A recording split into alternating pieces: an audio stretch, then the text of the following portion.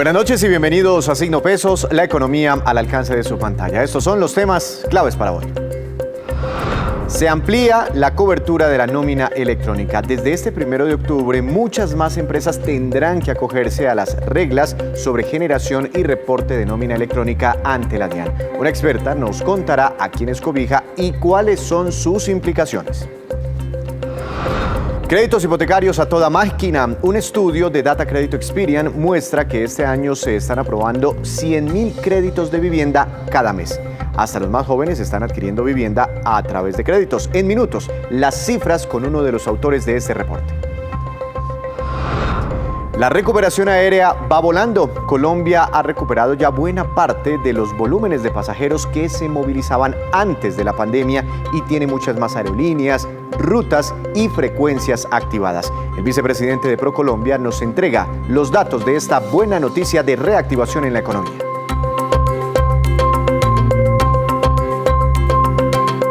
Comenzamos esta emisión con un tema que nos debe interesar prácticamente a todos los colombianos y es el de la nómina electrónica. Es una nueva medida que la DIAN está implementando y que antes de finalizar este año también deben cumplir cientos de miles de familias. Para aclarar dudas, quiero saludar a una experta en esta materia, a la doctora Jacqueline Villamil. Ella es experta y nos atiende desde alegra.com. Doctora Villamil, buenas noches, bienvenida a Signo Pesos. Muchas gracias por estar aquí con nosotros. Hola, buenas noches, Víctor. Buenas noches a todos. Muchas gracias por el espacio. Doctora Villamil, antes, para hacer como un contexto y antes de hablar de las obligaciones para los empresarios, ¿qué es la nómina electrónica? ¿Por qué se implementa en Colombia?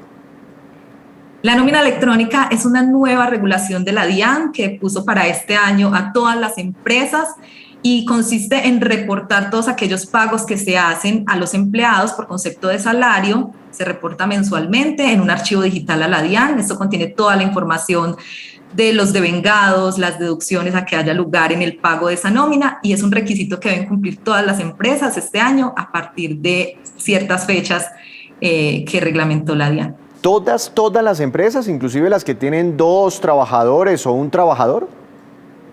Así es, correcto. Todas las empresas que tengan desde un empleado con contrato laboral. Eso es muy importante, tener en cuenta que tiene que ser un contrato oficial que haya firmado la empresa con el empleado. Como ahora la nómina será electrónica, ¿hay alguna implicación para el trabajador? ¿Le van a descontar más plata? No sé, ¿hay algún efecto para los empleados colombianos o no?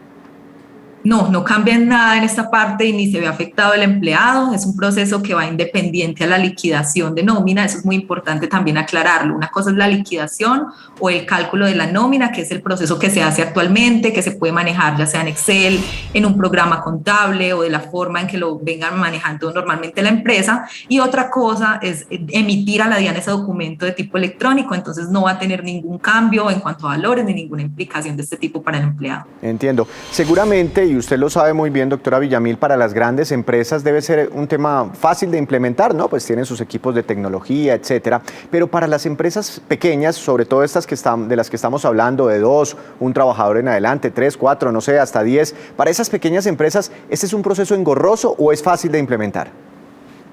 En realidad es un proceso muy fácil. En alegra.com tenemos esa opción precisamente para que las empresas pequeñas, entre 1 y 2 empleados, lo puedan hacer de forma gratuita. Esto es muy importante. Pueden simplemente crear una cuenta en nomina.alegra.com y ahí lo que van a hacer es cargar la información de los empleados. Desde una plantilla de Excel van a poder ingresar el listado de los empleados, su identificación, el valor del salario, los devengados, las deducciones y el neto. Así la cargan al sistema y súper fácil le van a estar cumpliendo a la DIAN de forma muy rápida con esta obligación. Entonces, ¿y gratis? Las alternativas son muchas. Sí, gratis. Para 1 y 2 empleados, alegra.com está con la opción gratuita. Ya si hay una necesidad de emitir para más empleados, de 3 en adelante, tenemos planes desde 15,000 pesos mensuales, que igual están muy económicos, para que también puedan cumplir con esta necesidad. Entiendo perfectamente. A partir de octubre, ¿quiénes están obligados? Porque según tengo entendido, hay un cronograma dependiendo del sector y dependiendo, no sé, el tamaño de la empresa, el número de empleados. Correcto, así es. Entonces tenemos un calendario de obligatoriedad que definió la DIAN, que va por grupos, empezando por las empresas más grandes, es decir, aquellas empresas que tienen desde 101 más de 250 empleados, ese es el primer grupo, está obligado a partir del 1 de septiembre y debe empezar a emitir a partir del 1 de octubre la nómina, porque se emite el mes anterior a la obligatoriedad, el mes que pagaron. Así sucesivamente están después las empresas de 101 a 250 empleados que están obligadas el 1 de octubre, es decir, que a partir de ese periodo, todo el mes de octubre es el periodo que deben reportarle a la DIAN. ¿Y cuando lo reportan? Los 10 primeros días del mes siguiente, o sea, los 10 primeros días de noviembre. Este calendario va así por grupos de empleados, pues sí, para las empresas que tienen entre ciertos rangos de empleados, va 1 de noviembre, 1 de diciembre, terminando con esas empresas que tienen entre 1 y 10 empleados. Va de mayor a menor. Entiendo perfectamente y pues la invitación es para que consulten ese calendario en la página de la DIAN. ¿Qué pasa si se llega a la fecha límite y un empresario no ha implementado la factura electrónica? ¿Hay algún tipo de sanción?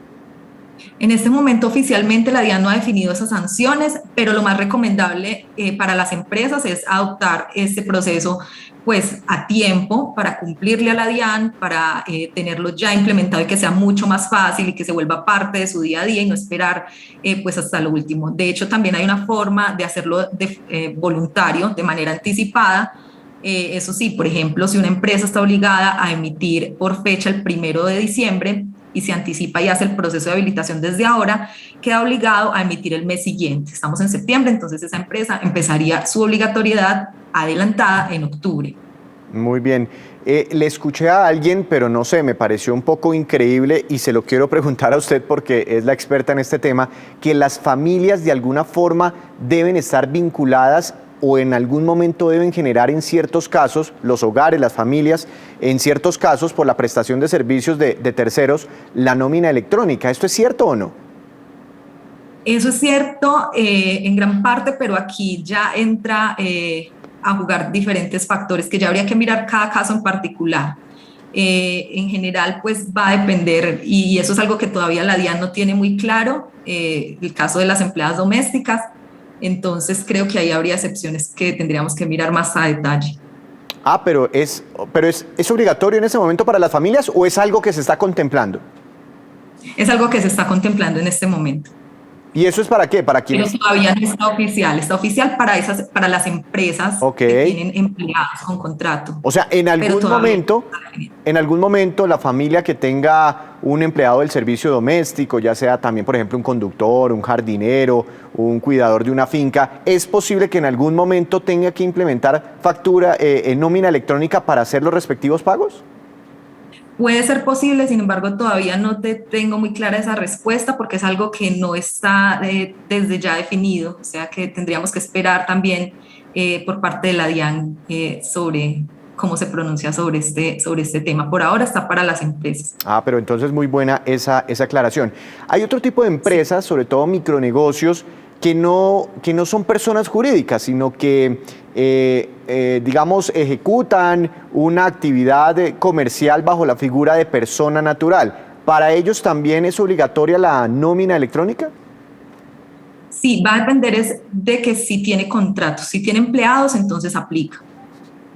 Si tiene empleados. Independiente de que sea persona natural, persona jurídica, si tiene el contrato. Doctora Villamil, fecha máxima para todo el mundo, ¿cuándo es? ¿Cuándo deberían todas las empresas, personas naturales, personas jurídicas que desarrollen actividades, que tengan empleados, fecha máxima para que tengan implementada esta nómina electrónica? Bueno, en este momento se pueden ir habilitando las empresas según el calendario. Entonces, recordemos que se habilitan el mes anterior a la fecha de obligatoriedad. Fecha máxima, ya estaríamos hablando de noviembre, que es el último grupo de obligados, que es la fecha del 1 de diciembre. Ellos tienen noviembre para habilitarse. Y el primer grupo, que estamos hablando de las empresas que tienen más de 250 empleados, pues ya debe realizar en este mes el proceso de habilitación para estar emitiendo a partir del 1 de octubre.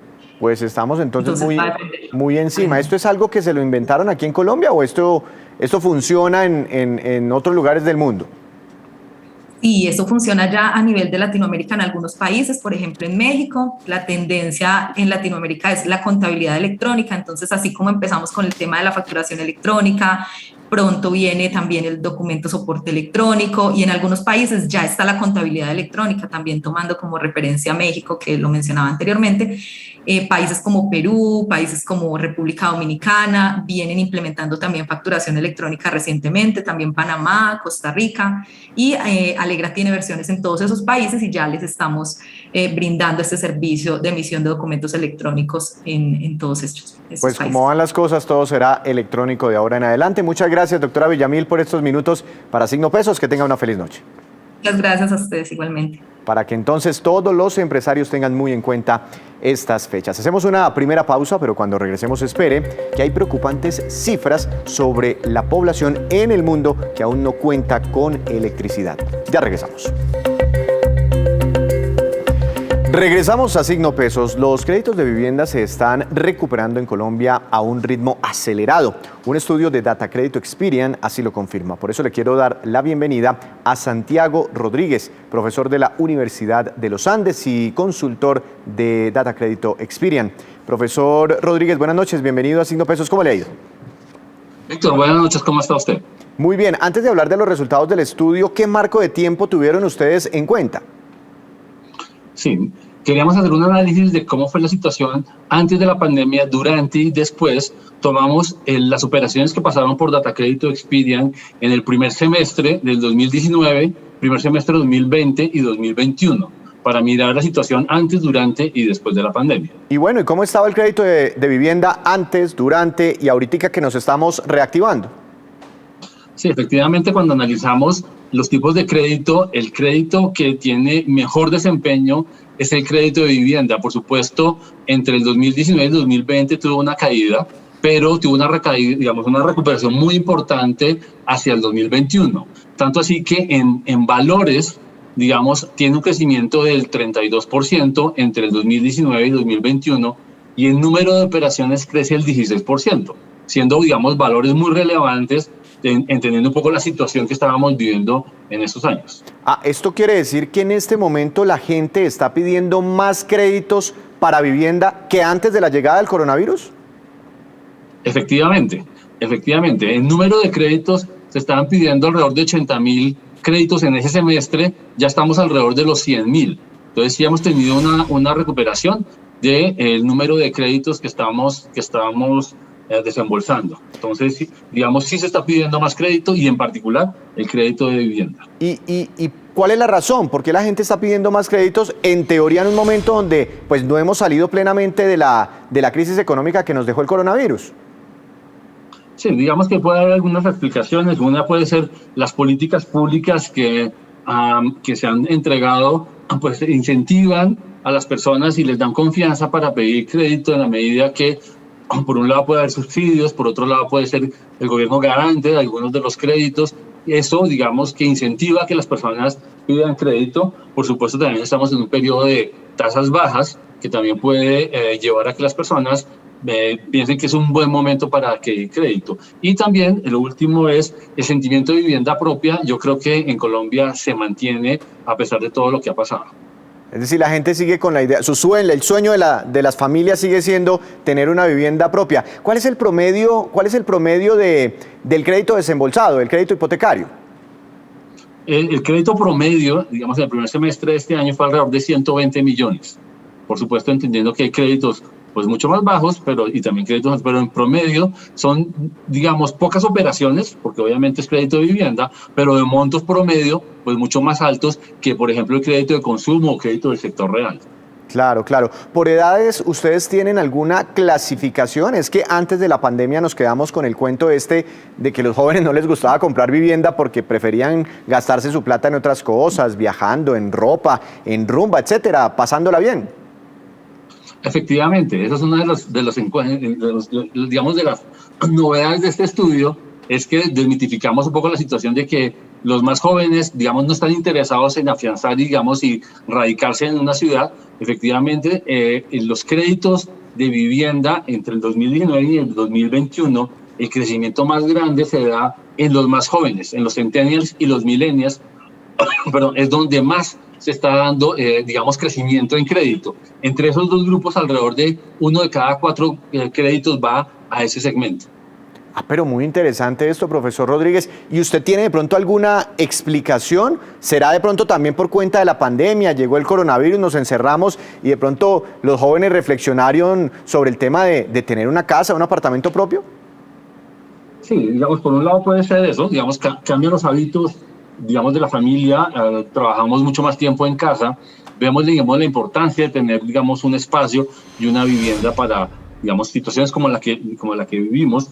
Y también, como mencionaba, la política del gobierno también está enfocándose en darle oportunidades a los más jóvenes que adquieran vivienda y no tener que esperar, no sé, a los 40 o 50 años para adquirir la vivienda, sino que lo hagan, digamos, en edades mucho más tempranas. Ustedes también clasificaron el desempeño del crédito de vivienda por ciudades, es decir, la gente quiere estar todavía después de la pandemia con su vivienda o tener una propiedad en una ciudad grande, complicada, como Bogotá, como Medellín, o están prefiriendo ciudades intermedias o quieren regresar al pueblo donde nacieron. ¿Pudieron mirar de pronto este fenómeno?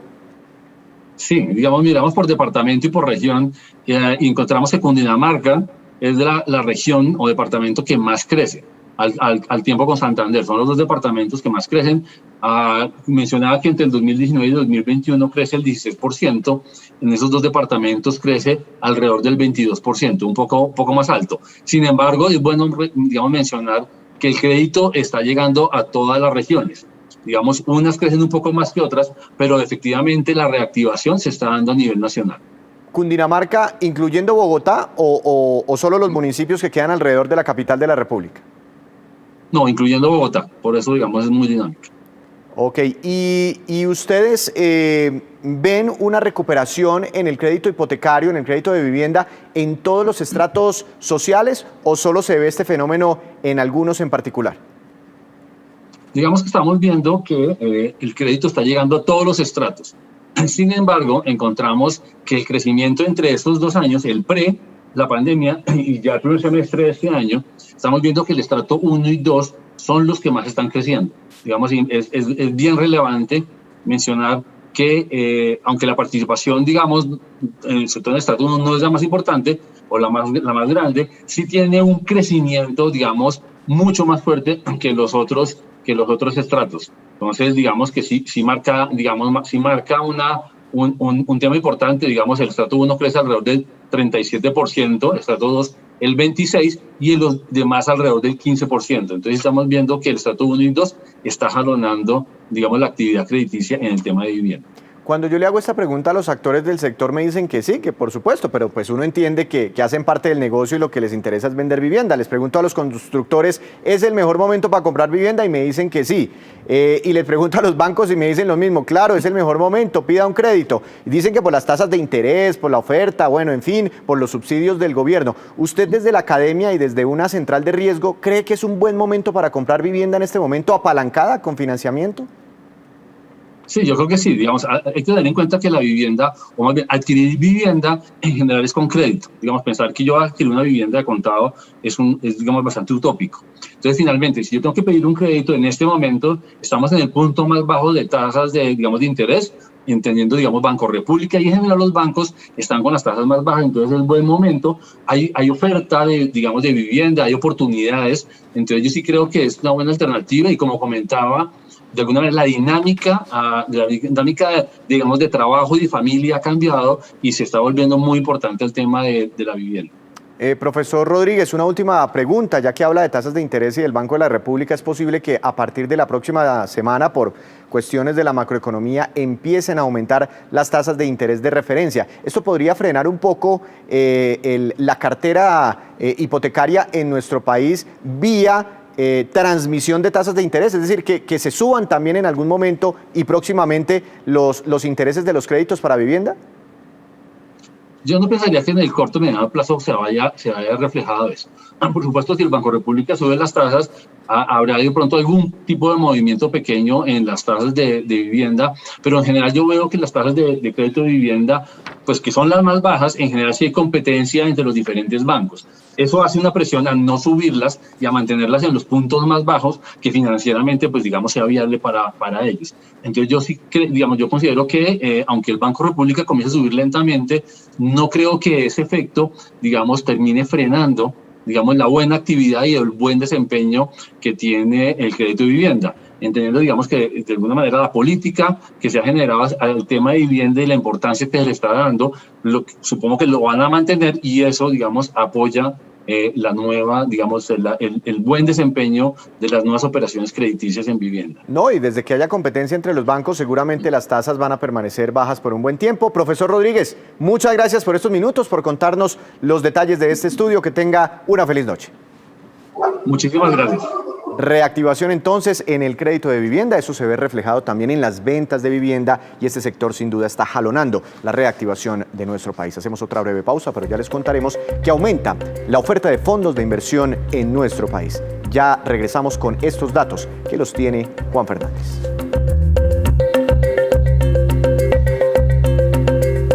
Regresamos, volvemos a Signo Pesos con esta que es la cifra económica del día, cifra de reactivación en nuestro país. 48,1% y corresponde al nivel de ocupación hotelera alcanzado en agosto de este año en Colombia. De enero a agosto, los hoteles reportaron en promedio una ocupación del 34,9%, aún por debajo de los niveles de antes de la pandemia. Cotelco, que entrega estas cifras, estima un promedio de ocupación para todo este año cercano al 40%, que en todo caso significa una mejora frente a los pronósticos que antes tenían. Recordemos, en el peor momento de la pandemia, la ocupación hotelera se ubicó por debajo del 6%. Y llega Juan Fernández, cargado de información, como siempre, sobre el mundo de las empresas, de los negocios. Juan, adelante, buenas noches, bienvenido con su tema para hoy. Víctor, buenas noches. Hoy le voy a hablar de fondos de capital privado y estos números interesantes que le voy a dar, que vienen de Colcapital, que es este gremio que reúne a decenas de fondos de capital en Colombia y que las presentan cada año. En Colombia existen 187 fondos de capital, unos 92 de ellos son colombianos, y los hay de adquisición, de crecimiento, inmobiliarios, entre otros. Y esos fondos, en su historia, han invertido más de 12.250 millones de dólares que han ido a unas 1.000 empresas y tienen listos otros 2.500 millones de dólares para nuevas inversiones. ¿En qué invierten los fondos? Que es una pregunta importante. Están dirigiéndose a proyectos energéticos, sobre todo energías renovables. Ahí va casi el 37% de las inversiones, pero los que ganan sin duda son los inmobiliarios y la construcción. Esas industrias se llevan más del 50%. Ese capítulo, los fondos inmobiliarios, es determinante, y los hay de dos tipos: los que están destinados a la renta, donde los ingresos dependen del pago del alquiler, y los llamados de desarrollo, destinados a la construcción y la compraventa de proyectos relacionados. Y crecen esos fondos generalmente cuando la gente, los inversionistas, están nerviosos porque prefieren los activos inmobiliarios. Al final son ellos los que se recuperan más rápido. Los fondos de inversión son atractivos porque son relativamente seguros y dan rentabilidades aceptables. Calcula Colcapital que esa rentabilidad se acerca al 10%. Y esta es, Víctor, la movida de hoy sobre fondos de inversión en Colombia. Juan, muchas gracias. Lo esperamos mañana, cerrando la semana con más movidas empresariales. Y la recuperación de las operaciones aéreas en Colombia van a muy buen ritmo, al punto que hay más aerolíneas prestando servicios en muchos más puntos de nuestro país o hacia más destinos internacionales, por ejemplo. Gilberto Salcedo, vicepresidente de Turismo de ProColombia, nos cuenta cifras de este balance. Veamos. La conectividad aérea internacional en Colombia sigue presentando signos de recuperación gracias a un plan de reactivación segura del turismo. Pues en lo corrido de 2021, 12 aerolíneas han anunciado la entrada en operación de 31 nuevas rutas aéreas internacionales, de las cuales a septiembre del año 2021 se han inaugurado 19 de ellas, cifra que supera la registrada en 2019 en un 82%, cuando entraron en operación 17 nuevas conexiones aéreas. El país ha inaugurado vuelos durante este año con ciudades como Punta Cana, Nueva York, Orlando, Newark, Cancún, Ciudad de México y Lima, entre otras. Y además, para los próximos meses se espera iniciar más conexiones con México, con Chile, con Estados Unidos, Panamá y Canadá. Asimismo, vemos que luego de un año de reapertura de los cielos en el país, Colombia ha recuperado el 62% de las sillas y el 60% de las frecuencias internacionales que se registraban antes de la pandemia, pues hoy 22 aerolíneas operan actualmente, las cuales conectan 8 ciudades colombianas con 24 países, es decir, un 88% de la recuperación en cantidad de mercados con los que conectaba Colombia en el año 2019. Es muy relevante también resaltar que en estos importantes registros vemos que más destinos colombianos están entrando en la lista de ciudades con conexiones internacionales. Barranquilla, Pereira, Bucaramanga y Armenia despertaron sin duda alguna el interés de más aerolíneas y sumaron además nuevas conexiones. En el caso de San Andrés y de Cúcuta tienen por primera vez nuevas rutas internacionales que llegarán en diciembre de este año con conexiones con Miami y Ciudad de Panamá respectivamente. Cifras de reactivación. Ahora vamos con estos, que son los indicadores económicos que usted siempre debe conocer antes de irse a dormir. Tasa representativa del mercado para mañana será de 3.835 pesos con 67 centavos. Subió muy poco, apenas un peso con un centavo el dólar, prácticamente estable. Petróleo de referencia Brent para nuestro país subió, se recuperó 1,40%, se ubicó por encima de los $77 por barril. Precio interno del café colombiano también subió y quedó en promedio a 1.720.000 pesos por carga para mañana. Índice MSCI Colcap de la Bolsa de Valores de Colombia tuvo un incremento de 0,15%. Acción más valorizada, Enca, con una ganancia de 6%, anuncia ciertos negocios y se impacta su acción positivamente. Y la acción que más cayó fue la de Avianca, que tuvo un retroceso de 9,38%. Antes de despedirnos, los dejo con el siguiente dato. Según cifras de Naciones Unidas, la electricidad sigue siendo un servicio inexistente para millones de personas en el planeta. 30% de la población mundial no tiene acceso estable a la electricidad. 10% carece totalmente de este servicio vital. 75% de ellos están concentrados en tan solo 20 países y por esas circunstancias 30% de las personas en el planeta siguen dependiendo de la leña o del carbón vegetal para cocinar. Esto, por supuesto, tiene un efecto ambiental negativo para el planeta. Así terminamos por hoy. Los esperamos mañana con una nueva emisión y con toda la información económica que usted necesita saber. Esto es Signo Pesos, la economía al alcance de su pantalla. Que tenga una feliz noche.